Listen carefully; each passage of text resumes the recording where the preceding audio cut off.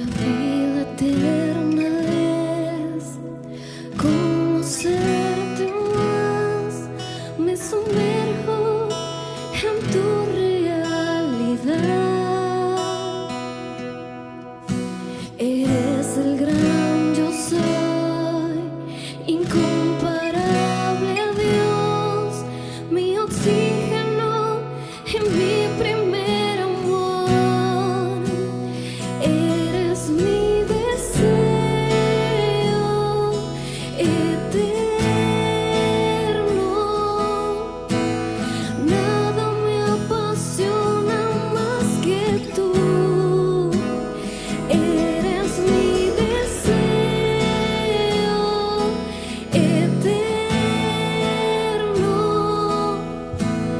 Nada me apasiona más que tú.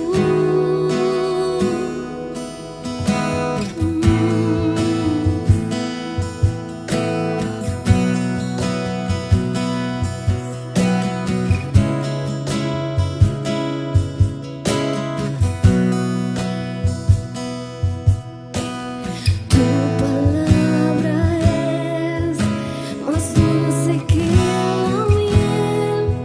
Tu amor es mejor que el vino. Tú eres mucho más que todo lo que probé. Tu amor será siempre mi placer.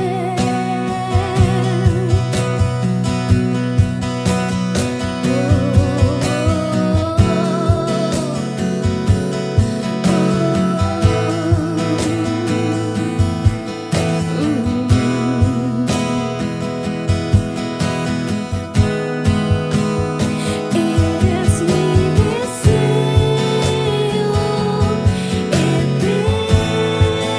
eterno. Nada me apasiona más que tú. Eres mi deseo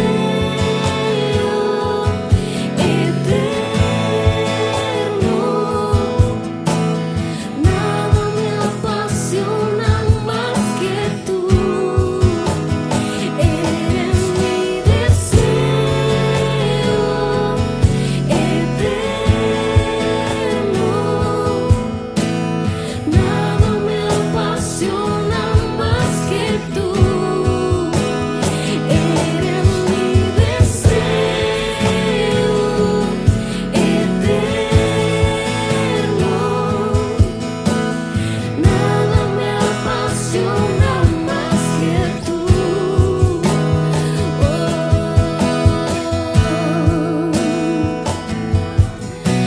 Nada me apasiona más que tú. Tú eres mi plenitud.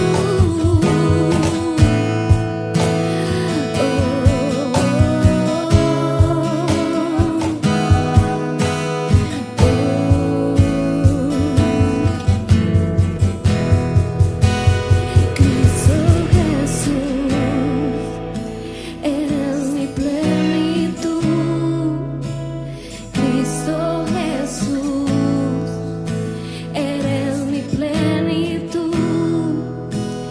Cristo Jesús, eres mi plenitud. Cristo Jesús, eres mi plenitud.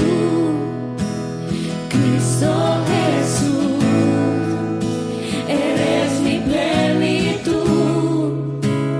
Cristo Jesús, eres mi plenitud.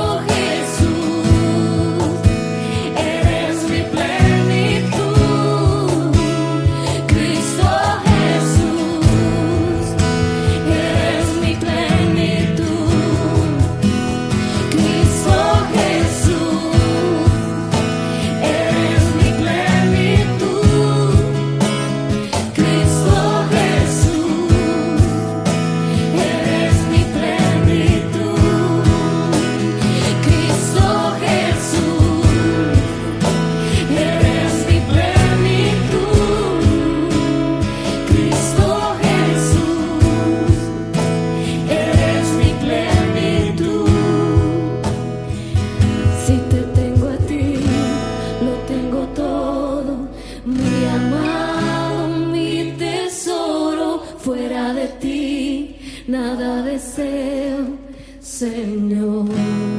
¿Puedes decirlo ahí? Si te tengo a ti, lo tengo todo, mi amado, mi tesoro. Fuera de ti, nada deseo, Señor. Si te tengo a ti, lo tengo todo, mi amado, mi tesoro. Fuera de ti, nada deseo, Señor. Si te tengo a ti, lo tengo todo, mi amado, mi tesoro. Fuera de ti, nada deseo, Señor.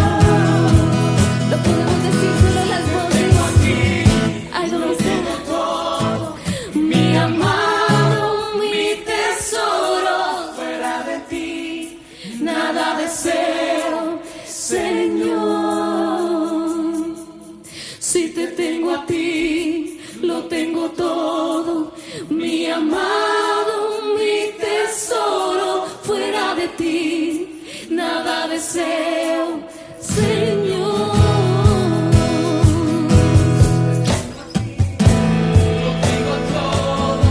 Mi amado, mi tesoro.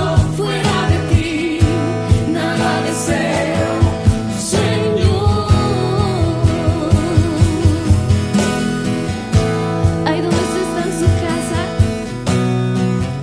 dice la palabra de Dios que cielo y tierra pasará, pero su palabra no pasará. Y volveremos a ese primer amor, te volvemos a encontrar. Porque si lo tengo a ti, lo tengo todo. Anhelamos tu presencia, anhelamos más de ti. Nada deseamos, Señor. Y todos juntos te cantamos. Lo tengo todo, mi amado, mi tesoro. Fuera de ti, nada deseo, Señor. Si te tengo a ti, lo tengo todo, mi amado, mi tesoro. Fuera de ti, nada deseo, Señor. Si te tengo a ti, lo tengo todo, mi amado, mi tesoro. Fuera de ti, nada deseo, Señor.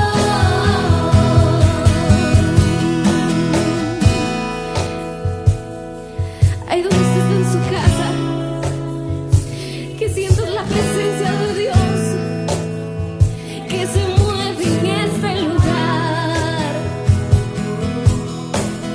Hoy el cielo y la tierra se unen, escuchando el clamor de sus hijos, que te deseamos, anhelamos más. No nos vamos de aquí hasta que llenes con tu gloria.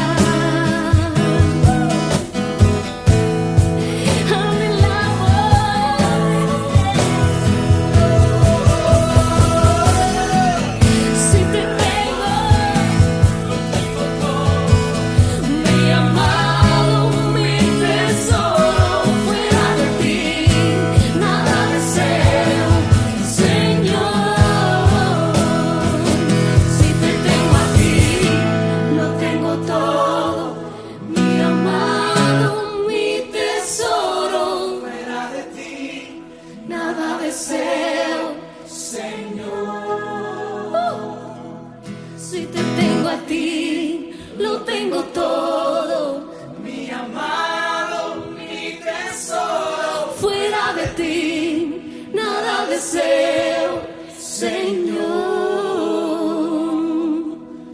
Tengo a ti.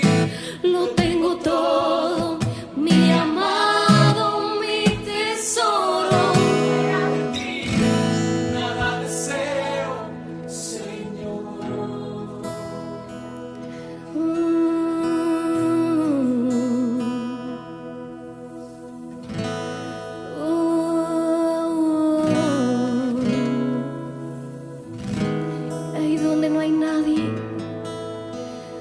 solo la guitarra y puedes sentir que Dios está ahí, y puedes que haya llegado una mala noticia, pero hoy vengo a decirte algo: si te tengo a ti, lo tengo todo. No importa el problema, no importa el dolor, no importa la circunstancia, no importa, porque su presencia estará en todo momento. Solo abres tu corazón y ahí en tu habitación le puedes decir esto: fuera de ti nada deseo, Señor.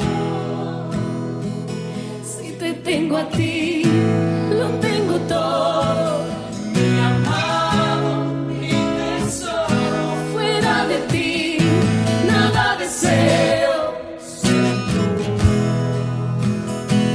Si te tengo a ti, lo tengo todo.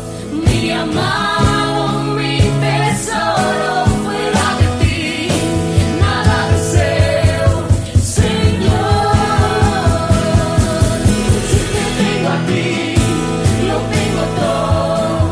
Mi amado, mi tesoro. Fuera de ti, nada deseo, Señor. Si te tengo a ti, lo tengo todo. Mi amado, mi tesoro. Fuera de ti, nada deseo, Señor.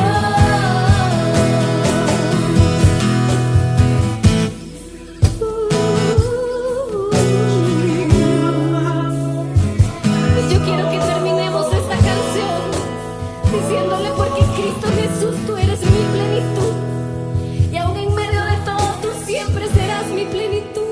Eres mi plenitud, Cristo Jesús, eres mi plenitud, Cristo Jesús, eres mi plenitud, Cristo Jesús, eres mi plenitud, Cristo Jesús, eres mi plenitud, Cristo Jesús, eres mi plenitud.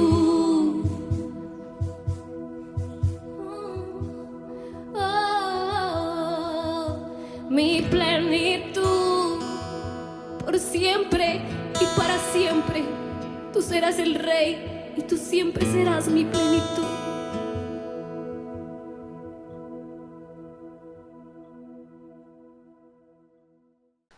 Qué lindo lo que podemos percibir en este lugar, qué lindo lo que podemos sentir. Y yo sé que usted lo está sintiendo ahí en casa, yo sé que está así emocionado como estoy emocionada yo. Creo que Dios está moviendo, creo que cosas sobrenaturales están sucediendo en este culto, creo que cosas hermosas están ocurriendo, milagros sobrenaturales, cosas hermosas Dios está haciendo. Si usted sabe que Dios está haciendo algo ahora, yo quiero que usted escriba ahí amén. Yo quiero que usted saque de su tiempo y diga amén a todo lo que Dios está hablando en esta hora. Creemos que el tiempo de Dios ha llegado. Y hay una palabra que está en la Biblia hermosa, que me gusta muchísimo. Y yo sé que usted se la sabe de memoria, pero está en Salmo 126. Y dice: cuando Jehová hiciere volver la cautividad de Sión, seremos como los que sueñan. Entonces nuestra boca se llenará de risa y nuestra lengua de alabanza. Entonces dirán entre las naciones: grandes cosas ha hecho Jehová con estos. Escúchame, la gente tendrá que hablar de tu familia, la gente tendrá que decir: pero no entiendo cómo está sucediendo. Y usted le va a decir: es que tenemos un Dios grande y un Dios sobrenatural. Y dice: los que sembraron con lágrimas. Y cuando estaba leyendo este pasaje de la Biblia, el Señor me hablaba y me decía, mucha gente en este momento y en los cultos que han pasado, han sembrado muchas veces con lágrimas. A veces no han tenido para sembrar. Y han agarrado una semilla y han dicho, la voy a poner en las manos de Dios, porque le creemos a Dios, porque creemos que Dios va a hacer algo extraordinario. ¿Sabe? He escuchado testimonios, le puedo decir grandes testimonios, lo he visto en mi casa. Hay gente que dice, Dios mío, se vino un tiempo difícil y yo he visto la mano de Dios. Yo no sé si a usted le ha pasado, pero yo he visto la mano de Dios. Mi familia ha visto la mano de Dios, porque cuando tú siembras, aun cuando tú no tienes y tú pones una semilla en la mano de las manos de Dios, Dios empieza a trabajar. Dios trae prosperidad a tu casa. Dios trae bendición. Si usted sabe que eso es así, yo no sé si usted lo puede percibir, pero creo que viene un tiempo de cielos abiertos. Viene un tiempo de que las puertas se van a empezar a abrir. Escúchame bien. Hay gente que necesita que una puerta se abra.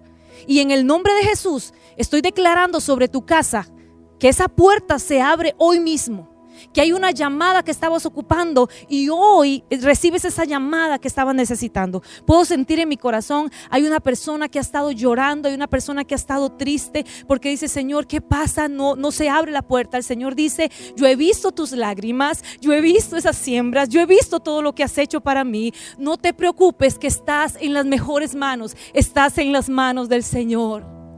Y dice, los que sembraron con lágrimas, con regocijo van a cosechar. Este es el tiempo en que usted va a ver la mano de Dios. Muchos están diciendo, Dios mío, ¿cómo vamos a hacer? El negocio tenemos que cerrar. Y tú vas a decir, yo estoy en victoria, porque yo le estoy dando a Dios lo que a Él le pertenece. Le puedo decir como testimonio que Dios ha sido fiel y que en medio de que a veces no tengo, le he dicho al Señor, voy a sembrar, voy a poner en tus manos, porque lo mejor es darle a Dios. Dice que el que siembra recibirá recompensa del Padre, recibirá una cosecha grande. Y dice, los que sembraron con lágrimas, con regocijo segarán. Irán andando y llorando el que lleva la preciosa semilla, mas volverá a venir con regocijo trayendo sus gavillas. Es el tiempo de que te regocijes. Es el tiempo de que mires a Dios trabajando a tu favor. Es el tiempo de que abras tus ojos y digas, Señor, aún cuando tal vez no tienes lo que estás necesitando, tú le des a Dios. Aquí hay una persona, una mujer que le ha creído a Dios en medio de que a veces no tiene. Le he dicho, Dios, tú eres fiel. Y si tú eres fiel, Señor, tú vas a recompensar, tú vas a abrir los cielos, tú vas a poner ese favor, esa gracia. Y es tiempo de que veas la mano de Dios. Y voy a ir a otro capítulo que me llamó mucho la atención, y se encuentra en Génesis. Génesis 26 dice, después de que hubo hambre en la tierra, además de la primera hambre que hubo en los días de Abraham, y se fue Isaac a Abimelech, rey de los filisteos, a Gerar. Y se le apareció Jehová y le dijo, no desciendas a Egipto, habita en la tierra que yo te diré. Habita como forastero en esta tierra y estaré contigo. Y te bendeciré. Una promesa. Dígale a su hijo, una promesa. Dígale a su esposa, hay una promesa del Padre. Y esa promesa se va a cumplir hoy. Sí, en este año 2020 tú vas a ver la mano de Dios. En este año 2020 tú vas a ver la mano poderosa de Dios. Ay, hay algo poderoso. Yo puedo sentir cielos abiertos. Puedo ver gente que está diciendo, Dios mío, necesito sembrar, necesito darle a Dios, porque es una llave poderosa. Cuando tú le das a Dios, los cielos se empiezan a abrir poderosamente. Y dice la Biblia que el Señor le dijo, multiplicaré tu descendencia como las estrellas del cielo. Y daré a tu descendencia todas estas tierras. Prosperidad. Dios quiere prosperarte. Dios quiere bendecirte. Pero también Dios quiere ver cuál es tu fe. Si en medio de la crisis dices, no, pero es que si siembro esto, ¿qué voy a hacer? Si le doy esto a Dios, ¿cómo voy a hacer para pagar mañana el agua, la luz, el teléfono, la universidad? Créele a Dios. ¿Sabe? En medio de todo esto, Isaac estaba en un tiempo, dice que de hambre. Y el Señor le dijo, no te muevas, quédate ahí, porque en esa tierra te voy a bendecir. En esa tierra te voy a prosperar. Y sabe, Isaac le creyó al Señor. Yo no sé si hay alguien que le pueda creer al Señor en esta hora y decir, yo le voy a dar a Dios lo que a Él le pertenece. Yo le voy a sembrar a Dios una ofrenda, escúcheme, que llegue como aroma fragante a la presencia de Dios. Y dice más adelante, dice, y sembró Isaac. ¿En tiempo de qué? De hambre. ¿Me escuchaste, Ofito? En tiempo de hambre. En tiempo donde tal vez muchos dicen, no, estamos en crisis. ¿Cómo vamos a hacer? Hoy tú vas a sembrar y tú vas a ver a Dios trabajar en tu casa. Y dice, y cosechó aquel año al 100 por 1 y le bendijo Jehová. El varón se enriqueció y fue prosperado. Viene un tiempo de prosperidad para tu casa. Muchos dirán, están en crisis, pero tú como hijo de Dios, cuando le has sembrado a Dios, por eso le leí al principio, los que sembraron con lágrimas, con regocijo van a cosechar. Ahorita en este momento le van a aparecer en la pantalla un número de teléfono para que usted pueda traer una ofrenda generosa a Dios por todo lo que Él ha hecho, porque no te ha dejado, porque te ha sustentado todo este tiempo. Te va a aparecer un número de cuenta ahí en la pantalla. Y yo quiero decirte, dale a Dios. De hecho, te voy a dar unos minutos para que tú corras y le digas, Señor, te voy a poner esta ofrenda porque creemos que en medio de la crisis tú no nos has dejado. Y puedo ver ahorita en este momento cómo el cielo se está abriendo para muchas personas. Hay un dinero que ha estado ahí que usted dice, necesito pagar esta deuda.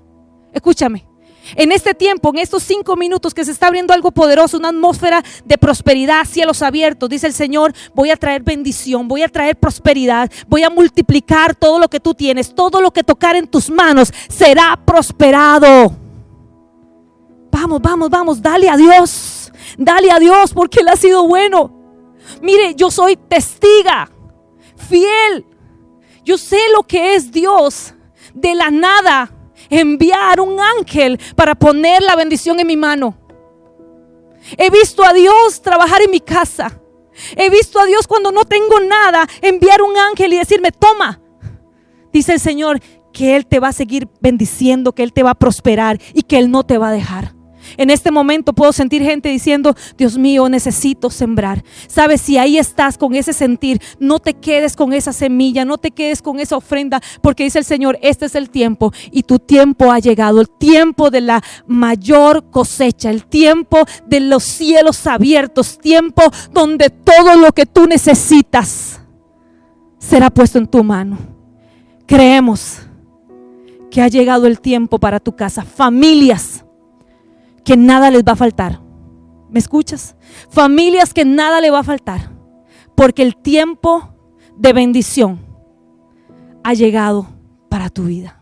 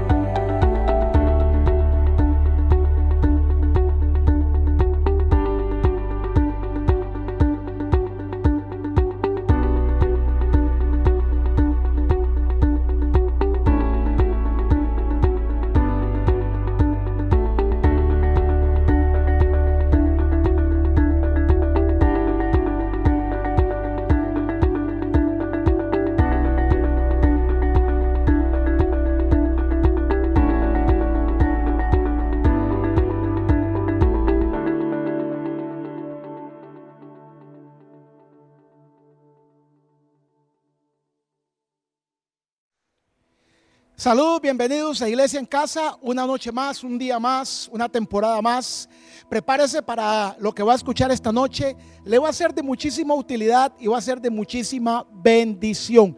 Acompáñeme al libro de Génesis, capítulo 14.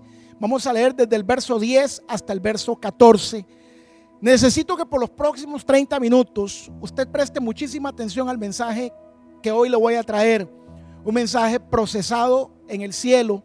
Un mensaje que ha sido elaborado para direccionarle en este tiempo que estamos viviendo a la luz de la palabra. Génesis capítulo 14 del versículo 10 en adelante dice así: en el valle de Sidín estaba lleno de pozos de asfalto, y cuando huyeron el rey de Sodoma y el de Gomorra, algunos cayeron allí y los demás huyeron al monte. Y tomaron toda la riqueza de Sodoma y Gomorra y todas sus provisiones y se fueron. Tomaron también a Lot, hijo del hermano de Abraham, que moraba en Sodoma, y sus bienes, y se fueron. Y vino uno de los que escaparon y anunció a Abraham, el hebreo, que habitaba en el encinar de Manré, el amorreo, hermano de Escol y hermano de Aner, los cuales eran aliados de Abraham. Oyó Abraham que su pariente estaba prisionero y se armó a sus criados, los nacidos en casa, 318, y los siguió hasta el valle de Dan.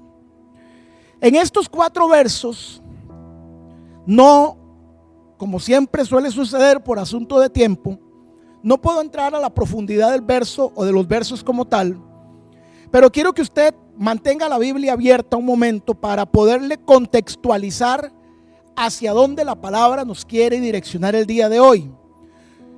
La historia que se cuenta en Génesis 14, del verso 10 al 14, es cuando los reyes del valle de Sodoma y Gomorra, eso era un valle, hasta el día de hoy sigue siendo un valle. En los tiempos de Abraham, este valle o todo este territorio de lo que sería el valle de Sodoma y Gomorra estaba gobernado por 5 reyes, 5 poderosos reyes. No era un valle pequeño. Cuando ellos llaman valle era porque era una extensión, pero una extensión sumamente grande, y en esa extensión habían 5 reinos. 2 de los 5 reinos eran Sodoma y Gomorra. Estos reyes tenían por costumbre saquear, invadir pueblos del desierto, pueblos de aquel tiempo, robar sus mujeres, robar sus bienes, robar su bendición y hacer prisioneros. Es lo que está sucediendo en Génesis capítulo 14, cuando los reyes de Sodoma y los reyes de Gomorra vinieron e hicieron prisionero al sobrino de Abraham, el mentado Lot. Y entonces quiero que vea por acá un par de detalles, porque Abraham se armó con los nacidos en casa. Guarde esa frase, en algún momento de la enseñanza esta frase será utilizada. Abraham se armó con los nacidos en casa. Esos no eran sus hijos. Los nacidos en casa es lo que podríamos llamar hoy día los discípulos, más que los criados, los discípulos, gente a la que Abraham les había enseñado a pensar como él, a hablar como él, a caminar como él, a vivir como él. Los nacidos en casa. No es lo mismo congregarse en un lugar que ser un nacido de ese lugar. No es lo mismo escuchar las predicaciones de un pastor que absorber y asimilar el ADN de ese hombre espiritual que te haga pensar como él, hablar como él, caminar como él, actuar como él. Era lo que Jesús hacía con sus discípulos. Los nacidos en casa para Jesús serían los 12 que él formó en el transcurso de algunos años caminando cerca de él. Solamente le hago un texto del contexto y un texto además un poco exegético de todo lo que estamos viendo en estos 4 versículos. Abraham se armó de los nacidos en casa. Ya le acabo de aclarar que los nacidos en casa no eran hijos de él, sino eran hijos de criados que nacieron en las tiendas de Abraham y que con los años, vuelvo, reitero, Abraham los había adoctrinado. Pensaban como él, hablaban como él, caminaban como él y fueron a pelear como Abraham peleaba. Ellos fueron a pelear para rescatar la vida de su sobrino Lot, porque en aquel momento, cuando se está escribiendo Génesis 14, alguien viene. Aquí es donde quiero que por favor preste atención conmigo a lo que estamos leyendo. Alguien viene y le da las nuevas a Abraham que su sobrino Lot había sido aprisionado por los reyes de Sodoma y Gomorra. Pero hay un detalle que es al que quiero entrarle hoy. Todo lo demás ha sido exégesis para que usted comprenda un poco lo que está sucediendo por acá.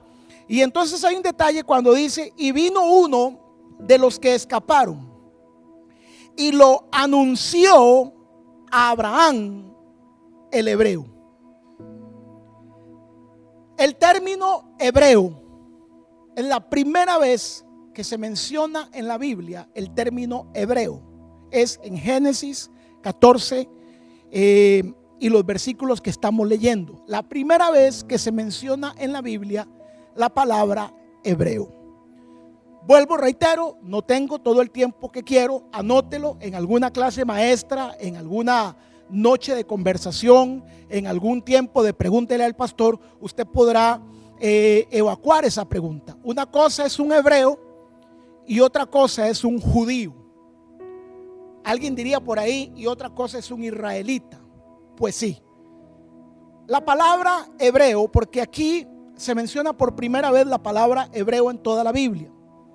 Y la palabra hebreo, si usted me permite enseñarle algo en esta noche o en este día, es una palabra que se le entregó directa y explícitamente a un hombre llamado Abraham, que luego se convertiría en Abraham el hebreo. Esa palabra no es una etimología de pueblos. Esto no tiene que ver con el origen semántico, esto no tiene que ver con el origen cultural. La palabra hebreo, bíblicamente hablando, es una unción que se le entregó a Abraham. A Abraham se le entregó la unción del hebreo. Por lo tanto, ya él, atención, él había salido de su tierra y su parentela en el capítulo 12 del libro de Génesis. Aquí estamos en el capítulo 14, ya han pasado. Recuerde que la Biblia no está escrita cronológicamente. No han pasado 2 capítulos, no han pasado 2 meses. Ya han pasado algunos años desde que Abraham está en el desierto. Y desde que Abraham salió, ya ellos en el desierto lo conocían como el hebreo.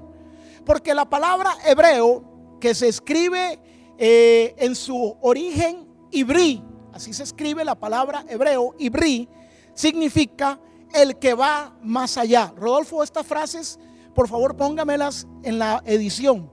Hebreo, el que va más allá. Lo segundo que significa hebreo es el que atraviesa el desierto. Lo tercero que significa hebreo es el que cruza el río. Estas son frases que para nuestro contexto latino suenan muy literales. El que cruza el río, el que cruza el desierto, bíblicamente tienen otra enseñanza.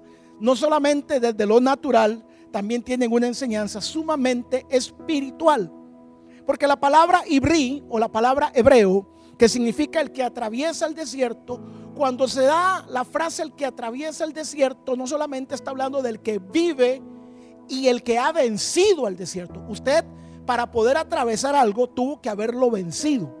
A Abraham se le conoce como el que venció al desierto y no como el que el desierto lo venció.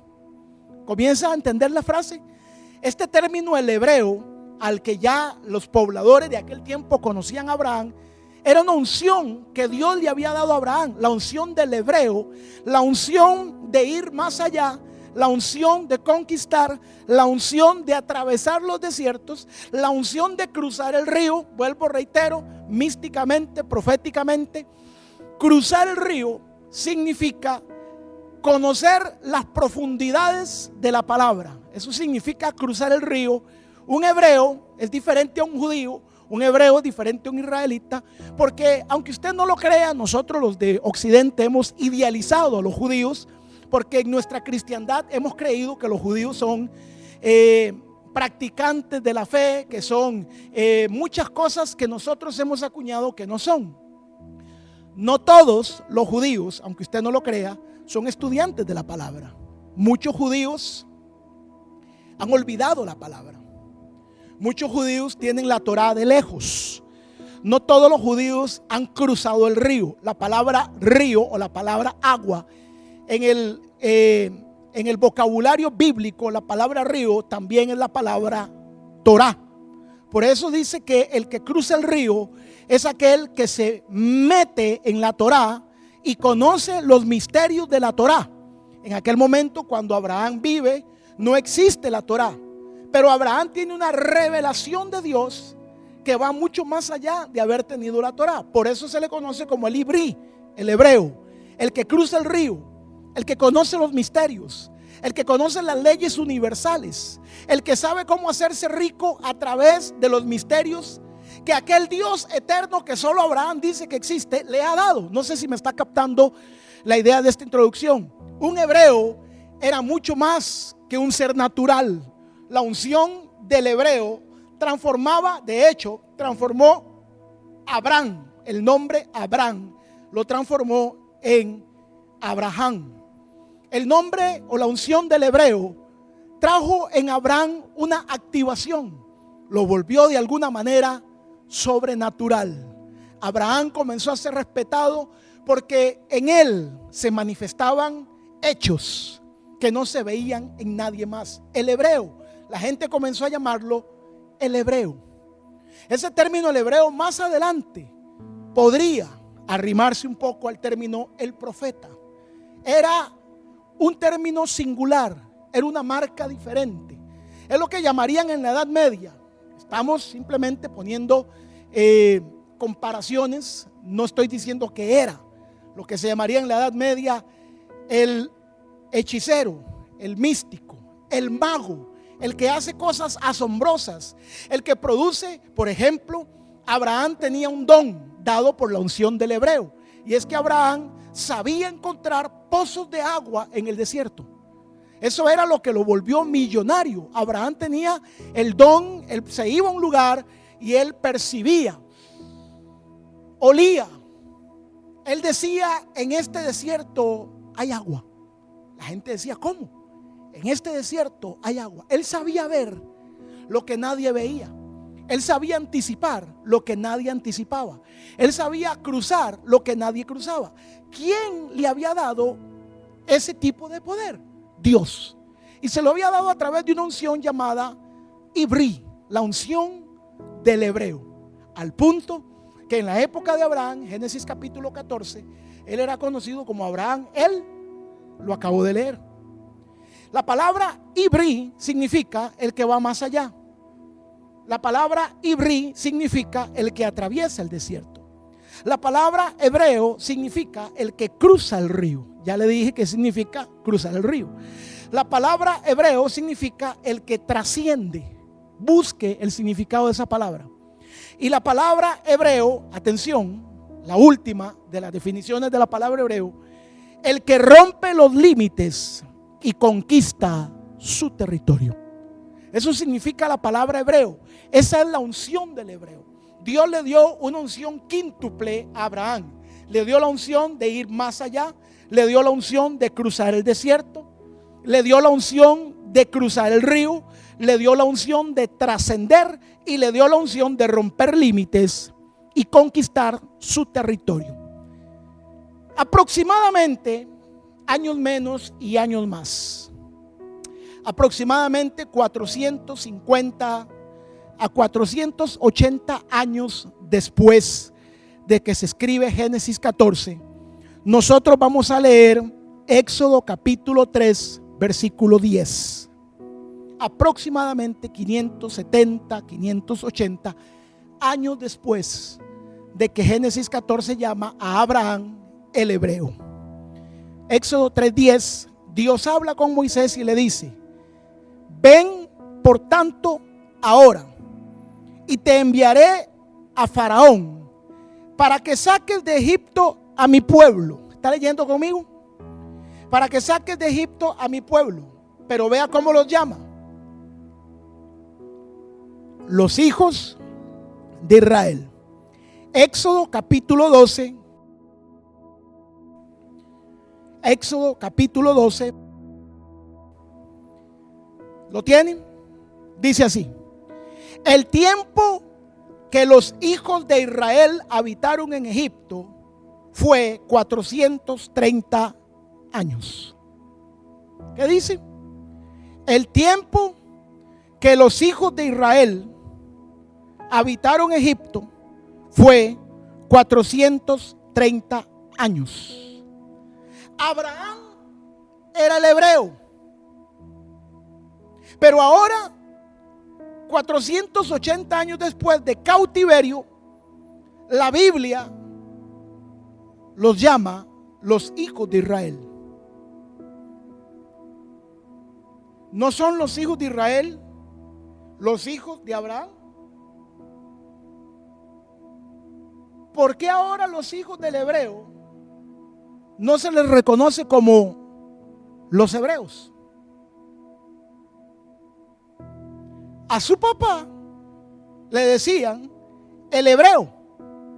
A ellos les dicen los hijos de mi tata, los hijos de Israel. Ya no son hebreos, ahora son mortales. Los hijos de Juan, ya no los llaman el profeta, ahora le dicen el hijo de Don William. No sé si me estoy dando a entender. Ya no le dicen el mago, ahora le dicen el hijo de Zoila. ¿Qué pasó en estos años? Ya no son hebreos. Dejaron de avanzar. Dejaron de cruzar el desierto. Dejaron de cruzar el río. De hecho, fueron vencidos por el desierto. Dejaron de romper límites. Los hijos del hebreo ya no son los hebreos. Al punto que el día de hoy, hasta el día de hoy, sin entrar mucho en el contexto, ni en el texto, ni para salirme mucho de lo que quiero enseñarle, hasta el día de hoy a la mayoría de los judíos ya no le dicen los hebreos, le dicen los judíos, los israelitas, o en su mayoría los judíos. Hay muy poco israelita a quien a la fecha de hoy se le llama el hebreo. ¿Por qué? Porque Ibrí es una unción. Y es una unción que ellos, los hijos de Israel, ya no los hebreos, habían perdido. Voy de nuevo. Así como la unción se te entrega, la unción la puedes perder. No es lo mismo unción que llamado, pero para que el llamado funcione necesitas la unción. Pero así como la unción se te entrega, la unción se te puede ir. Pastor, ¿eso es bíblico? Pregúnteselo a Sansón.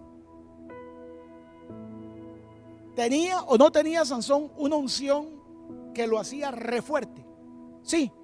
¿Qué pasó cuando Sansón quebró su llamado? ¿Qué pasó con la unción? Se fue.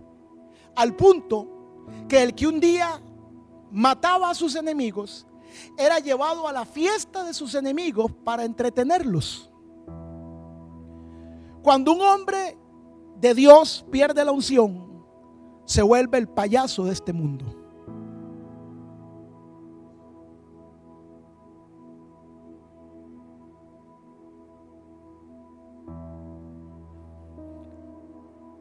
Los israelitas ya no eran los hebreos.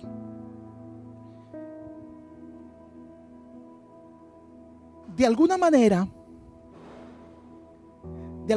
la crisis los alcanzó. Atención a esto, señores. Aquellos que eran los hijos del hebreo, un día fueron alcanzados por la crisis. Un día los hijos del hebreo escucharon que un reino poderoso llamado Egipto se había levantado. Un día aquel reino poderoso llamado Egipto comenzó a estar 1 metro más cerca de su casa. Cada mañana los hebreos se levantaban y Egipto estaba 1 metro más cerca de su casa.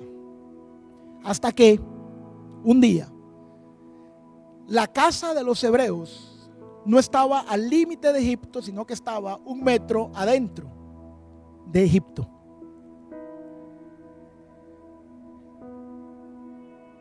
Los hijos de Israel dejaron de ser los hebreos. Los hijos de Israel les llegó la crisis.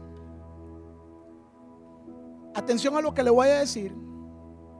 Y se adaptaron a la crisis. Los hijos de Israel les llegó la crisis. Anote esta frase. Les llegó la crisis y ellos se adaptaron a la crisis. La palabra adaptarse, según el diccionario, significa llegar a ser parte de algo o de alguien. Dice la Biblia en el libro de Éxodo, capítulo 12, que los hijos de Israel tenían casas en Egipto. ¿Cómo? ¿Qué tenían? Si se supone que esta crisis es pasajera, ¿por qué hago casa? Si se supone que tengo una palabra de Dios que se le dio a Abraham en el libro de Génesis, si mal no recuerdo, capítulo 17, Dios le dice: tus hijos serán esclavos por 400 años, pero el cumplimiento de esos 400 años yo los sacaré. Si ellos sabían que había una palabra de que Dios los rescataría, si ellos tenían en su cabeza, tal vez no en la fe, pero en su cabeza ellos sabían que la crisis era pasajera, ¿por qué hicieron casa? No sé si usted que me está mirando conoce a alguien, algún amigo, o usted vivió en Estados Unidos algún día, en algún tiempo, dentro de esa fiebre del oro que se dio en Pérez Celedón, de marcharnos para los Estados Unidos a buscar lo que no se nos había perdido. No sé si usted tiene algún amigo o alguna amiga que estuvo en Estados Unidos 10, 12, 15 años y siempre estuvo rentando una habitación. ¿Por qué rentaba una habitación por 10, 12 años? ¿Por qué? Porque la idea de esa persona, para muchos de los que algún día fuimos, es que un día íbamos a regresar. ¿Cuándo compraron casa sus amigos en Estados Unidos? Cuando los que vivimos en Estados Unidos, tal vez me entiende más de lo que estoy hablando. Cuando los que vivieron en Estados Unidos decidieron comprar casa y dejar de alquilar. Cuando en su cabeza se les metió la idea de quedarnos aquí a vivir. En Éxodo capítulo 12, los esclavos habían hecho casa. Habían hecho de la crisis, escúcheme porque le estoy hablando una metáfora acá. Construir casa en la crisis es crear un modo de vida según la crisis. Me adapté a la crisis. Ahora ya no hablo como un hebreo. Ahora ya no pienso como un hebreo. Ahora ya no camino como un hebreo. Se lo cambio a hoy. Un hebreo es un hombre de fe. ¿O no era Abraham un hombre de fe? Ya no hablo como un hombre de fe. Ya no pienso como una mujer de fe. Ya no vivo como una familia de fe. Ahora me adapté a la crisis. Cambié mi manera de pensar. Cambié mi manera de hablar. Cambié mi manera de vivir.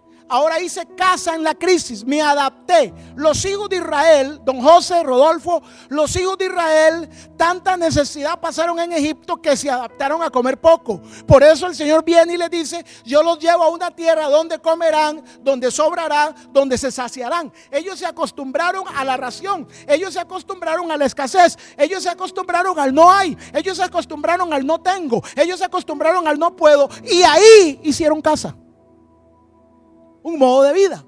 Hacer casa en Egipto es lo mismo que decir: me adapté al sistema de Egipto. Y el sistema de Egipto dice: no hay. El sistema de Egipto dice: no se puede. El sistema de Egipto dice: no tengo. El sistema de Egipto dice: esto no es para usted, esto es para otros. Y mucho hebreo, mucho hijo de la fe, mucho hijo de la palabra está construyendo casas en el no hay, en el no puedo, en el no tengo, en el no es para mí. Dejaron de ser hebreos y se volvieron los hijos de la crisis.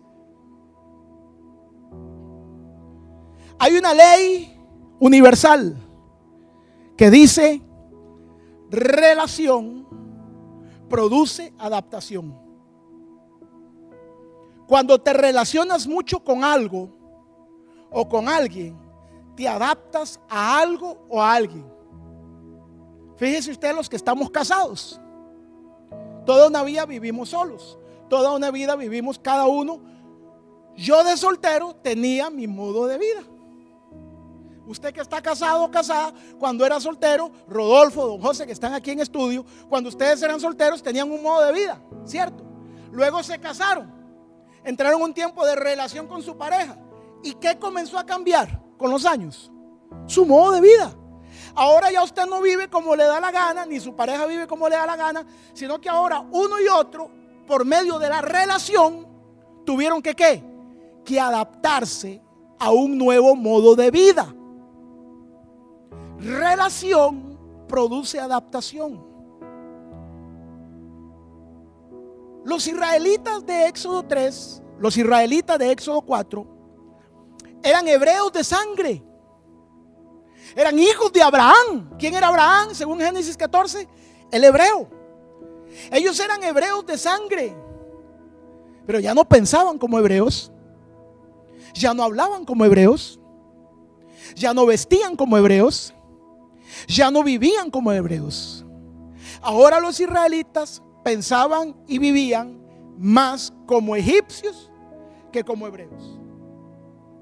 ¿Quién sería un hebreo en nuestra época actual? Un hombre y una mujer de fe. ¿Quién sería un egipcio en nuestra época actual? Un egipcio sería un hombre y una mujer que lo único que habla son los códigos de la crisis. Un egipcio sería el que dice: no vamos a salir adelante, no se puede, no hay, no tenemos, está muy duro. Como me dijo alguien ahora que venía para el estudio a grabar, me vine a pie porque hoy tenía restricción vehicular y me topé a alguien y me dijo: ¿qué me dice, pastor? Le digo: todo bien. Y me dice: ¿qué? A pulsearla. Y le dije: discúlpeme, yo dejé de pulsearla hace muchos años. Porque para el egipcio en este tiempo hay que pulsearla. Para un hebreo en este tiempo estamos conquistando la tierra prometida. Tienes que enfocarte porque tienes que aprender y tienes que volver a hablar como un hebreo, a pensar como un hebreo, a vestir como un hebreo, porque yo no hago casa en este desierto, porque este desierto no es para mí, no es para mis hijos, no es para mi familia. Este desierto no está en mis planes, por lo tanto yo no hago casa. ¿Qué es hacer casa en el desierto? Hacer casa en el desierto es comenzar a pensar como los egipcios, a vivir como los egipcios, a vestir como los egipcios, a tener un estilo de conversación como los egipcios. Qué duro, qué difícil, pulseándola, dándole duro. Ese no es el vocabulario de un hebreo. Abraham le conquistan a su sobrino Lot 5 reyes. Y Abraham dice: vamos por Lot, por las propiedades, vamos por los reinos de estos reyes. Oiga cómo pensaba Abraham. A Abraham le dicen: le acaban de secuestrar a su sobrino Lot. Y Abraham llama a los nacidos en casa. Tienes que caminar con gente que piense como tú, que hable como tú, que respire como tú, que mire lo que tú miras, que vaya donde tú vayas. No puedes conquistar con gente que no camina y que no piensa igual que ti. Abraham se va a buscar a los nacidos en casa, a los que pensaban como un hebreo, a los que hablaban como un hebreo, a los que vivían como un hebreo, a los que caminarían como un hebreo, a los que morirían como un hebreo. Y dice la Biblia que con estos 318 Abraham conquistó los 5 reinos del desierto. Porque más vale 318 que piensen en conquista que no 318,000 que piensen como egipcios. Los israelitas en Egipto, oiga esto, José, los israelitas en Egipto eran 3 millones. Los hebreos con Abraham eran 318. Logró conquistar más Abraham con 318 hebreos que Israel con 3 millones de israelitas. Abraham se fue a buscar a los nacidos en casa. a los que piensan como yo. En tiempo de crisis, no camine con egipcios, camine con hebreos. En tiempo de crisis, usted va a tener que aprender a transformar y adaptarse a nuevas amistades. Escúcheme bien. El enemigo lo que busca, atención, el enemigo lo que busca por medio de la crisis es separar a los hebreos del altar. ¿Qué le dije? Relación produce adaptación. Cuando yo me relaciono con algo o con alguien, yo me adapto a esa persona. Ojo, cuando yo me relaciono con algo o con alguien, yo llego a impregnarme de lo que ese algo o ese alguien tiene. ¿Cierto o no? No terminan muchas parejas diciendo: mira, usted habla igual que su marido, usted habla igual que su mujer, ustedes caminan igual, ustedes huelen igual. Se impregnan. Cuando los judíos, cuando los hebreos fueron cautivados o aprisionados por los egipcios, Abraham era un hombre de altar. Donde Abraham llegaba, edificaba un altar. Léalo en casa, búsquelo. Busque desde Génesis 12 hasta Génesis 22. Abraham levantó como mínimo 12 altares en 12 territorios diferentes. En cada lugar donde Abraham llegaba, levantaba un altar. Pero los judíos que estaban en Egipto, vivieron en Egipto y nunca levantaron un altar.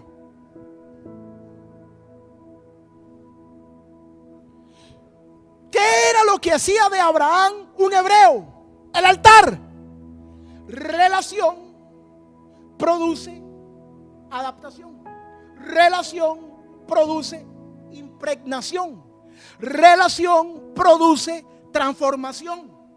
Abraham se transformó en un hebreo porque su relación con el altar lo hacía conectarse con el hebreo de los hebreos. El que conquista lo que nadie conquista, el que abre lo que nadie abre, el que gana lo que nadie gana, el que da lo que nadie da, el que toma lo que nadie toma. Ese es el creador del universo. Él dijo: cuando me hagas un altar, yo vendré al altar, te visitaré, estaré contigo. Abraham lo sabía. A donde Abraham llegaba, levantaba un altar y tenía una conexión con el hebreo. Y cuando caminas con el hebreo, hueles como el hebreo, piensas como el hebreo, hablas como el hebreo. Fue lo que le dijeron a Pedro en el patio del sumo sacerdote: tú eres uno de él, porque caminas como él, vistes como él, hablas como él, te comportas como él. Relación produce transformación.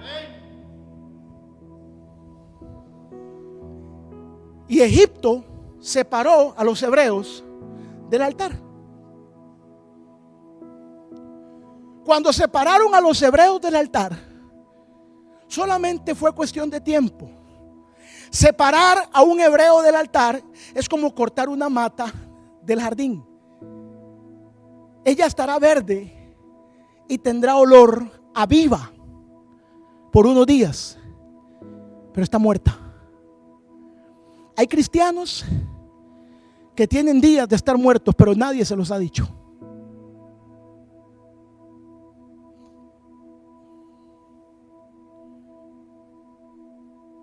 Faraón. ¿Sabe qué significa Faraón en el olor profético? Anótelo: los afanes de la vida. Porque Faraón construyó un imperio porque estaba afanado en su ego por dejar un legado material. Cuando tú y yo se nos mete Faraón al corazón, es cuando estamos afanados por dejar un legado material. Quiero casa, quiero carro, quiero finca, quiero caballo, quiero esto, quiero aquello, quiero lo otro. ¿Está mal eso? No, no está mal. Lo que está mal es cuando pongo los afanes de la vida por sobre la relación con Dios. A Abraham no le importaba el altar, a Faraón no le importaba el altar, a Faraón no le importaba la relación con Dios, a Faraón no le importaban las ofrendas con Dios, a Faraón no le importaba la alabanza, a Faraón no le importaba la adoración. Faraón lo que quería era que su gente trabajara para una casa más, para una pirámide más, para una esfinge más, para una estatua más. Faraón lo que quiere es lo material. Cuando Faraón se me mete en el corazón, lo único que me preocupa es lo material. Hay cristianos que no duermen porque no tienen lo material de mañana. Hay cristianos que no duermen porque no tienen cómo pagar mañana. Pero hay cristianos que tienen, escúcheme, hay cristianos que no duermen porque no tienen el dinero esta semana. Pero hay cristianos que nunca se han desvelado porque tienen un mes de no orar. Los desvela la plata que no hay, pero no los desvela el ayuno, la adoración y la alabanza que no hay. Faraón en el corazón. Ay, no puedo dormir viendo para el techo, mañana hay que pagar. Nunca has estado así desvelado porque tienes más de un mes de no orar. Nunca.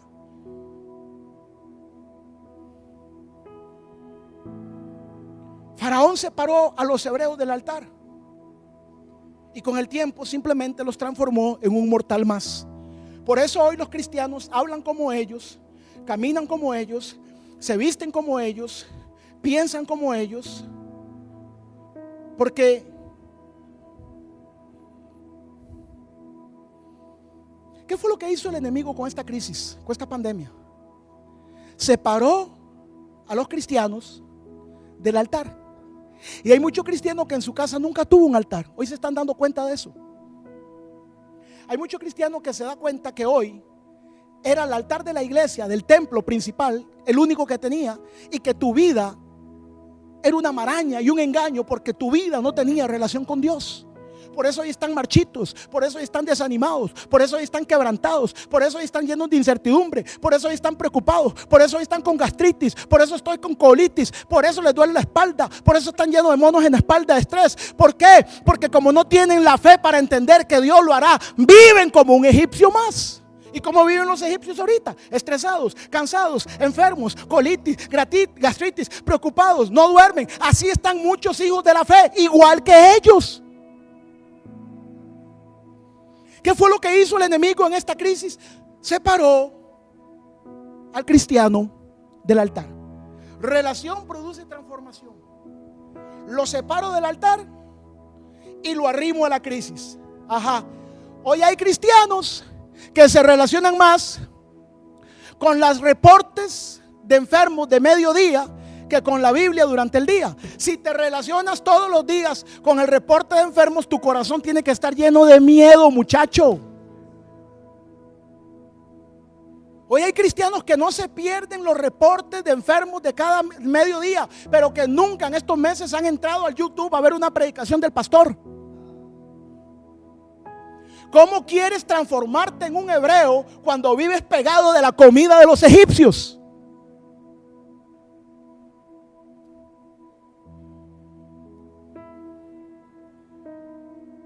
Dice la Biblia, Éxodo 12, que los hijos de Israel hicieron casas en Egipto. Entonces, viene Dios y llama a Moisés.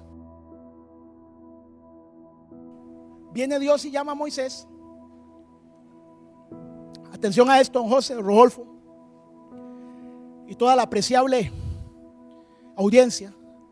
Viene Dios y llama a Moisés, Éxodo 3, Éxodo 2, Éxodo 3, y le dice: ve y saca a mi pueblo de Egipto.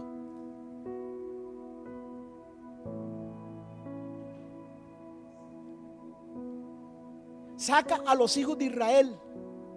Ya no son los hebreos. Ojo, cuando Abraham, el hebreo, salió a conquistar, ¿qué pasó? Conquistó. El que no vuelve a ser hebreo nunca volverá a ver la conquista en su vida, porque solo los hebreos conquistan. Llamarse judío o llamarse israelita es como llamarse hoy cristiano. Pero un cristiano sin fe no conquista, no avanza, no cruza y no se mantiene de pie. Solamente tienes un nombre. Decir judío o israelita sin que les llames hebreo, es como decirle cristiano, que entre semanas se lo está llevando el diablo porque no tiene cómo pagarlo de la semana. ¿Cuál es la diferencia entonces? ¿De qué le servía a los hijos de Israel llamarse hijos de Israel cuando estaban siendo totalmente avasallados por la crisis de Egipto? Comían lo que la crisis les daba, escuchaban lo que la crisis les daba. Los judíos se reunían a mediodía a ver las noticias de lo que Faraón decía, pero habían dejado de reunirse a escuchar la Torá. ¿No se le parece un caso parecido al de hoy? Y viene Dios y le dice a Moisés: ve y saca a mi pueblo de Egipto. ¿Quién es Moisés, pastor? ¿Usted? No, Moisés es usted que me está oyendo. Hoy Dios te está haciendo un llamado y te está diciendo: ve y saca a tu espíritu del cautiverio. Ve y sácate a ti mismo del cautiverio. Ve y saca a otros cristianos del cautiverio. En este momento te estoy dando una misión, dice el Señor. Primeramente tienes que sacarte tú del cautiverio, tienes que sacarte a ti mismo del cautiverio, porque tú no puedes sacar a alguien de la cárcel cuando tú estás en la misma cárcel que él. Imposible que Moisés hubiese ido a sacar a los israelitas de Egipto si él estuviera con ellos. Y lo Dios te llama esta noche o en este día y te dice: necesito que salgas de Egipto. Necesito sacarte de Egipto. Por eso es que Dios sacó a Moisés y lo llevó al desierto. Por eso muchos de ustedes han pasado por desiertos antes de esta crisis, para darte cuenta que no hay crisis que te pueda vencer y no hay escasez que te pueda vencer, porque ya conociste al Dios del desierto. Dios llevó a Moisés al desierto. Oiga esto, José: Dios llevó a Moisés al desierto para volverlo a transformar en un hebreo, porque uno se transforma en un hebreo, un hombre de fe, una mujer de fe. No se hace hombre de fe y mujer de fe con la pandereta y danzando en el culto. La fe tiene que ser desarrollada en el desierto, en el horno de fuego, en el horno de los leones, en la caldera hirviendo, en la persecución, en el hambre, en la escasez. Escúcheme, nunca un mar sereno ha hecho un buen marinero. Para Dios volver a despertar al hebreo que está en mí, me tiene que llevar a los días de escasez, porque es hasta el día en que toco la bolsa y no hay nada, que levantaré mis manos al cielo y diré: si no eres tú, no eres nadie. 40 años después de estar en el desierto, Moisés había dejado de ser el hijo de Faraón y ahora era el hebreo, el que cruza desiertos, el que conquista territorios, el que cruza ríos, el que trasciende. Y Dios le dice: ve y saca a mi pueblo de Egipto. Tienes que sacarte, tienes que salirte. El primero que tiene que salir del pensamiento que esta crisis quiso traer somos tú y yo. Voy de nuevo, paréntesis. ¿Qué fue lo que hizo la crisis entonces? Nos separó del altar de la alabanza, del altar de la adoración, del altar de la palabra. Nos separó. Relación produce transformación. No hay altar. Hay cristianos que no hay altar. Hay cristianos donde no hay adoración, donde no hay alabanza, donde se dejó de subir al monte, se dejó de orar de madrugada, se dejó de buscar la palabra, se dejó de orar. No hay altar, no hay altar. Entonces, ¿en qué me voy a transformar? Me voy a transformar en lo que yo me relaciono. ¿En qué me estoy relacionando hoy día? Con la crisis, con la escasez, con el no hay.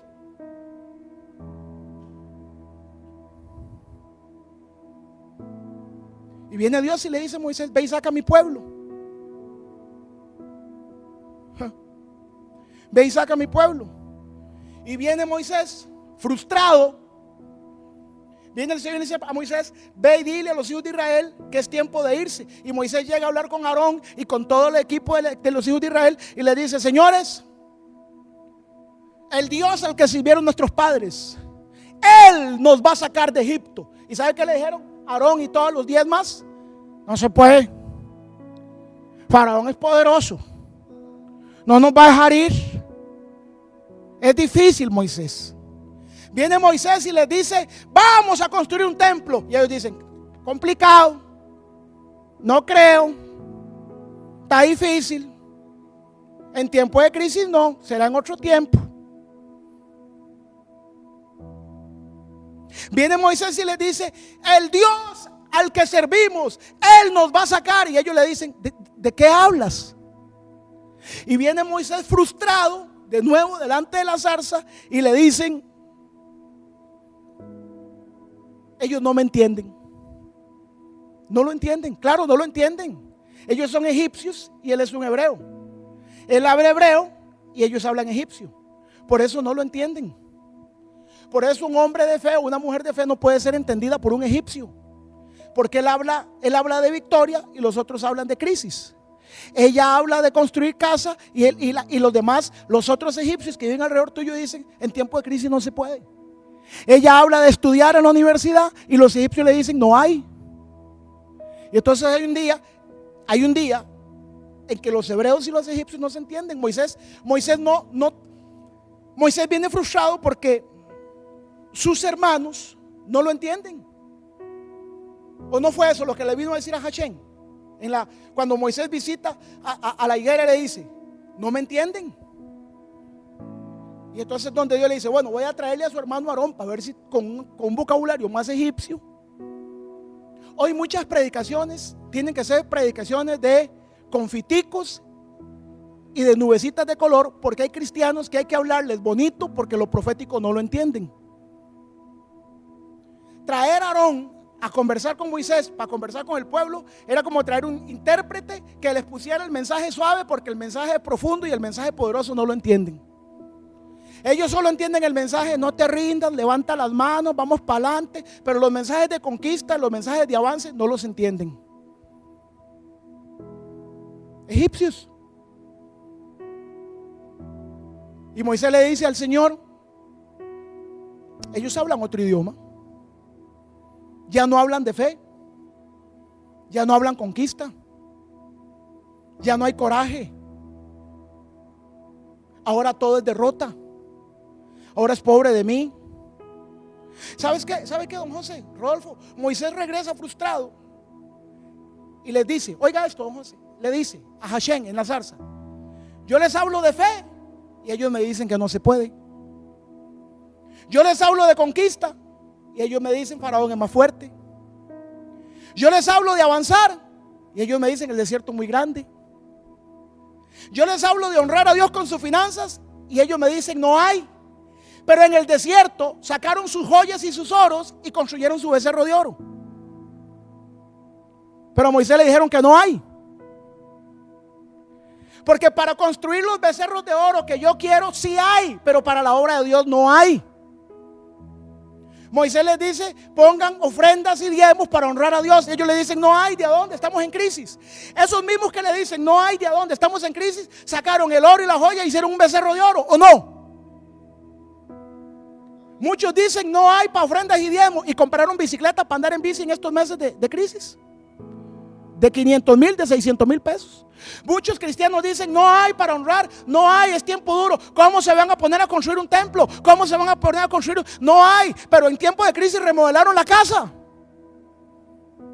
Pero en tiempo de crisis compraron carro. Pero en tiempo de crisis compraron teléfono de $1,000. Pero en tiempo de crisis se matricularon. Pero en tiempo de crisis, para el becerro de oro sí hay, pero para Dios no hay. Egipcios, esclavos de un pensamiento,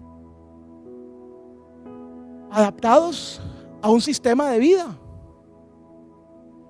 Y Dios le dice por segunda vez a Moisés: ve y saca a mi pueblo de Egipto. Ojo, no me vengas con excusas, no me vengas con razones, no me vengas con justificaciones, le dice Dios a Moisés.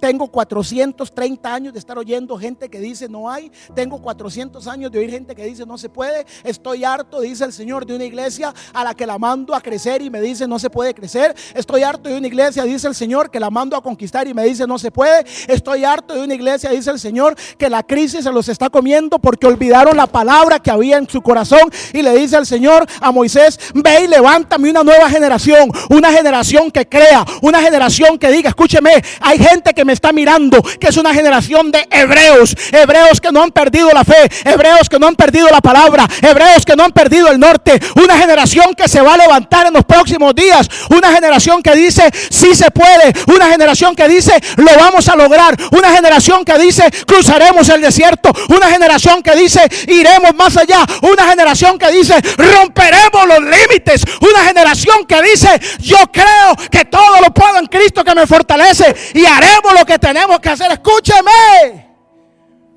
prefiero quedarme con 318 hebreos que con 318,000 egipcios. Abraham hizo más con 318 que Israel con 3 millones. Tiene que haber una generación nacida en casa. ¿En cuál casa? En la casa de la fe. Tiene que estarme escuchando una generación que diga,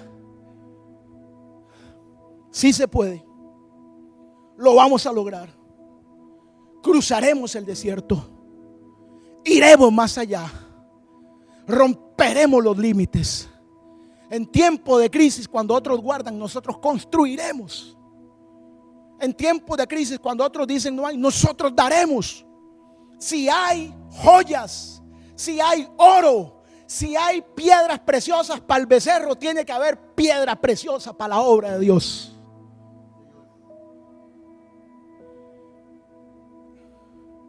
Yo les di una unción, dice el Señor.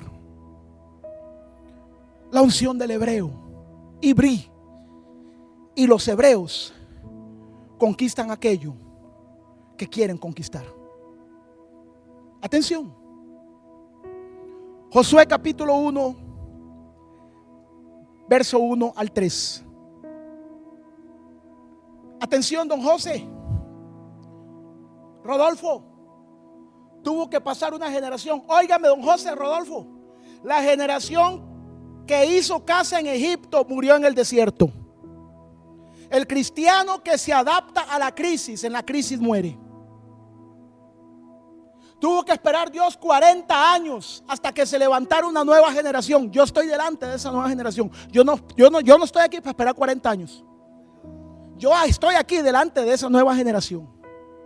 Y vea lo primero que le dice Dios a la nueva generación. Josué capítulo 1, del 1 al 3. Vea lo primero que le dice. Lea, don José, la versión ahí que tenga, léalo duro. ¿Qué dice Josué capítulo 1, del 1 al 3? Dígalo, léalo duro. Después de la muerte de Moisés, siervo de Jehová, Dígalo. que Jehová habló a Josué, hijo de Nun, servidor de Moisés, diciendo: Ajá. Mi siervo Moisés ha muerto. Ajá. Ahora, Sí. pues, levántate y pasa este Jordán, tú y todo este pueblo, a la tierra que yo les doy a los hijos de Israel.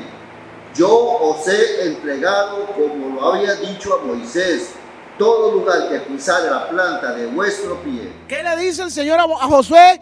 Le dice: Josué, hijo de Nun, Moisés ha muerto. ¿Está leyendo conmigo, don José? ¿Está leyendo conmigo, iglesia? Mi siervo Moisés ha muerto. Ahora pues, vea lo que le dice: levántate y ¿qué? Y cruza el Jordán. Vuelve a ser un hebreo. ¡Ja!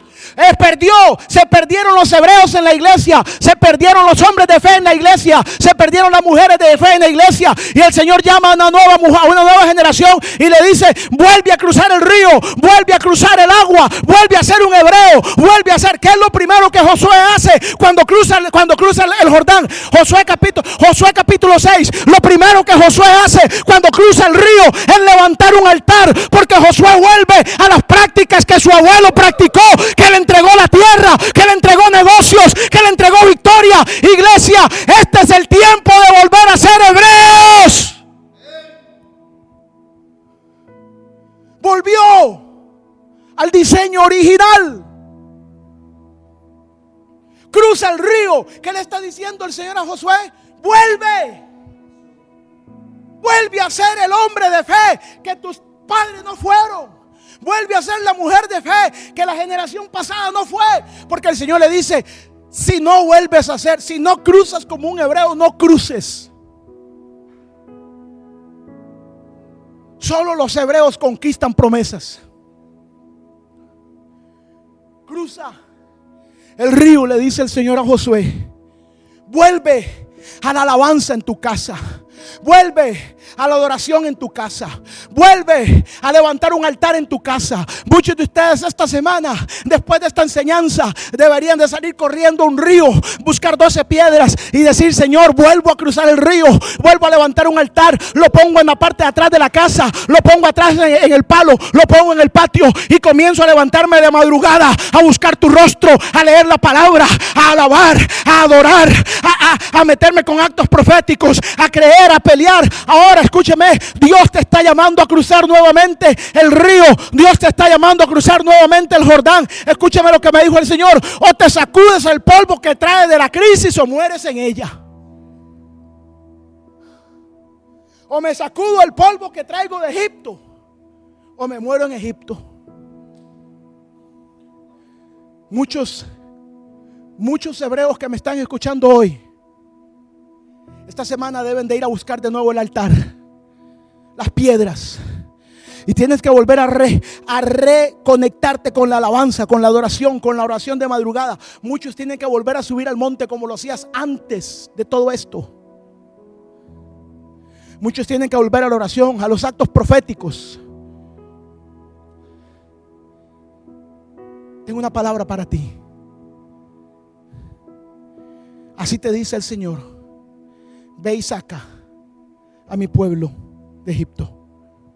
Te encarezco delante de tus hijos y de tu generación, te dice el Señor, que te levantes como un hombre valiente, como una mujer valiente, que te sacudas el polvo del desierto, de la crisis y de Egipto, que vuelvas a cruzar el río, que vuelvas a levantar un altar, que te vuelvas a conectar en la alabanza, que te vuelvas a conectar en la adoración, que te vuelvas a conectar en la oración de madrugada, que vuelvas a subir al monte, que vuelvas a los estudios bíblicos. El Señor te está llamando hoy porque te está diciendo: vienen días en que si no te transformas en un hebreo, mueres como un egipcio en el desierto.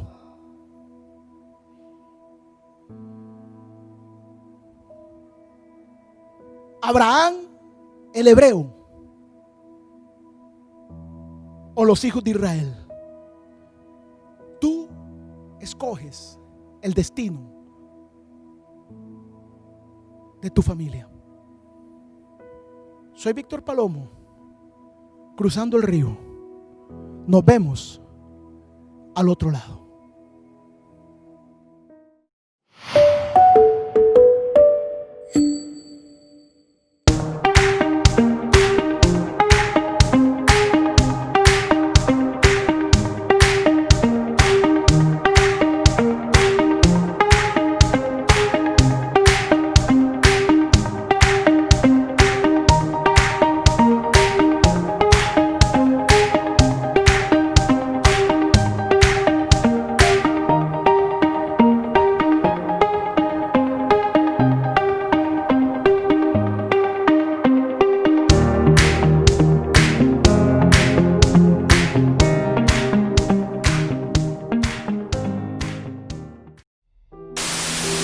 No importa en qué tiempo le estoy llegando, yo le estoy llegando con el aviso de una nueva temporada. Escúcheme bien, siempre que Dios va a traer una nueva temporada, Él te va a cruzar delante de un profeta, porque los profetas son el reloj de Dios para cambiar y alterar los tiempos y traer nuevas temporadas. Siempre que Dios va a cambiar una temporada,